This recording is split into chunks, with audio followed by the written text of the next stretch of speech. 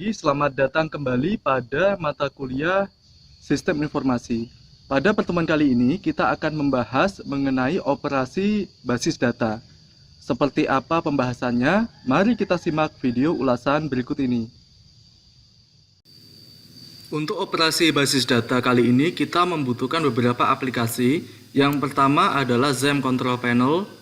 Ini sudah saya nyalakan, posisi untuk Apache dan MySQL-nya posisi nyala. Lalu yang kedua adalah PHP MyAdmin. Jadi ini bisa Anda akses dengan cara ketik localhost PHP MyAdmin. Lalu yang ketiga, kita membutuhkan sebuah desain database. Di sini saya ambilkan sebuah referensi dari yang namanya situs classprogrammer.com. Di sini ada sebuah rancangan atau desain database penjualan. Kita mulai saja. Di sini kita pada posisi home di sini, Anda buat sebuah database baru dengan nama penjualan. Lalu Anda create, untuk jenis ininya kita gunakan bebas. Yang penting nanti ng-nya adalah InnoDB. Lalu pada database penjualan ini memiliki beberapa tabel, ada 5 tabel, yaitu barang, transaksi, pembayaran, pembeli, dan supplier.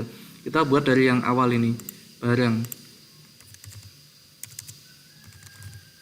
Barang di sini dia tadi memiliki 5 kolom dengan masing-masing ID barang. Yang kedua adalah nama barang. Yang ketiga adalah harga. Yang keempat stok. Dan yang kelima adalah ID supplier. Lalu kita lihat ID barang, nama barang, harga, stok, dan ID supplier.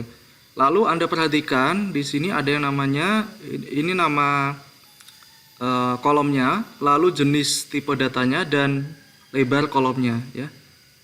Oke. ID barang integer, nama barang di sini varchar, harga adalah integer, stok adalah integer, dan ID supplier adalah integer dengan panjang karakter masing-masing 11. Di sini 20, lalu 11, dan ini 11. Oke, lalu Anda perhatikan lagi di sini ada yang namanya, saya besarkan, logo kunci ya. Itu berarti artinya adalah dia sebagai primary key. Nah, seperti ini. Lalu pastikan store engine-nya adalah InnoDB, kita preview SQL, tidak ada error. Dan yang kedua, dia sudah memiliki primary key. Jadi tabel itu syaratnya ada 2. Yang pertama adalah harus memiliki primary key atau kunci utama, dan yang kedua foreign key atau kunci tamu. Oke, kita buat yang kedua sekarang, yaitu tabel supplier.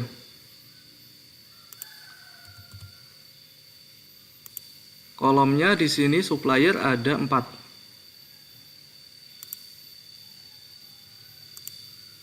ID supplier, nama supplier, nomor telepon, dan alamat. Di sini ID supplier, nama supplier, nomor telepon, dan alamat. Dengan tipe data masing-masing integer, ini varchar. Lalu ada yang tipe data char, dan alamat ini dia gunakan varchar. Lalu panjang karakternya tadi 11, 30, 13, dan 100. Primary key-nya pada di sini ID supplier. ID supplier ada primary key. Go, store engine InnoDB, preview SQL, tidak ada error dan dia sudah memiliki primary key. Lalu kita kembali lagi ya ke buat tabel lagi, kali ini tabel yang ketiga yaitu tabel transaksi. Dengan jumlah kolomnya dia untuk transaksi 1, 2, 3, 4, 5. Ada 5 kolom. Dengan masing-masing kolomnya ID transaksi, ID barang. Jadi biasanya kalau yang namanya primary key ataupun kunci tamu foreign key, dia ada kata-katanya ID ya. Nanti akan saya jelaskan. Ini ID pembeli, tanggal, dan keterangan. ID transaksi, ID barang, pembeli, tanggal, dan keterangan. ID transaksi barang, ID pembeli, tanggal, dan keterangan. Lalu untuk tipe datanya dia adalah integer. Lalu yang ini adalah date.